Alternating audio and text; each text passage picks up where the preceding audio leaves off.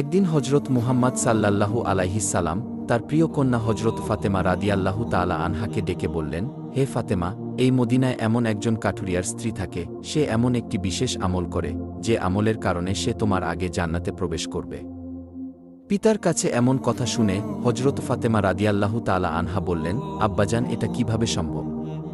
আমি জান্নাতের সকল মহিলাদের সর্দারিনী, আমি শেরে খোদা হজরত আলী রাদিয়াল্লাহু তাআলা আনহুর স্ত্রী, আমি জান্নাতি যুবকদের সর্দার হাসান হুসাইনের মা, আমি বিশ্ব নবীর মেয়ে। তাহলে কিভাবে অন্য কোন মহিলা আমার পূর্বে জান্নাতে প্রবেশ করবে? পূর্বে জান্নাতে প্রবেশের আকাঙ্ক্ষা সবারই থাকে, কিন্তু আমার মর্যাদার আগে সে কিভাবে জান্নাতে যেতে পারে? আব্বাজান, দয়া করে আপনি আমাকে সেই কাঠুরিয়ার স্ত্রীর ঠিকানা বলে দিন, আমি স্বচক্ষে দেখে আসতে চাই, সে কি এমন আমল করে যা তাকে এত বড় মর্যাদার অধিকারী করেছে, এবং যে কারণে সে আমার পূর্বে জান্নাতে প্রবেশ করবে। রাসূল সাল্লাল্লাহু আলাইহিস সালাম তখন তাকে বললেন, ফাতেমা, আজকে তুমি বাড়ি ফিরে যাও। কিছুদিন পরে আমি তোমাকে ডেকে নেব এবং আমি তোমাকে সেই কাঠুরিয়ার স্ত্রীর ঠিকানা বলে দেব। হুজুরে পাক সাল্লাল্লাহু আলাইহিস সালামের এই কথা শোনার পর হজরত ফাতেমা রাদিয়াল্লাহু তাআলা আনহা বাড়ি ফিরে আসলেন। এরপর বেশ কিছুদিন অতিবাহিত হয়ে গেল। এর মধ্যে হঠাৎ একদিন হজরত ফাতেমা রাদিয়াল্লাহু তাআলা আনহা খুব অসুস্থ হয়ে পড়লেন। একে তো তিনি অসুস্থ, অন্যদিকে একাধারে ৩ দিন ধরে তার বাড়িতে কোনো খাবার ছিল না। খাবার না খেয়ে এবং অসুস্থতার কারণে হজরত ফাতেমা রাদিয়াল্লাহু তাআলা আনহা খুবই দুর্বল হয়ে পড়লেন।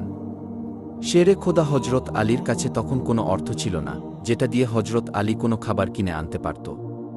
৩ দিন অতিবাহিত হওয়ার পর হজরত ফাতেমা রাদিয়াল্লাহু তাআলা আনহা হজরত আলী রাদিয়াল্লাহু তাআলা আনহুর হাতে একটি কাপড় দিয়ে বললেন, হে আমার প্রিয় স্বামী, আপনার নিশ্চয়ই মনে আছে, আব্বাজান আমাদের বিয়ের দিনে এই কাপড়টি আমাকে উপহার হিসেবে দিয়েছিলেন।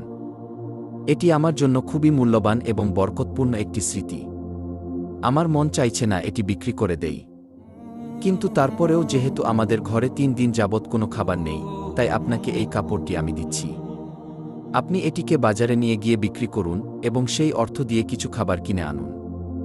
হজরত আলী রাদিয়াল্লাহু তাআলা আনহু হজরত ফাতেমা রাদিয়াল্লাহু তাআলা আনহার কাছ থেকে সেই কাপড়টি নিয়ে বিক্রির উদ্দেশ্যে বাজারের দিকে রওনা হলেন।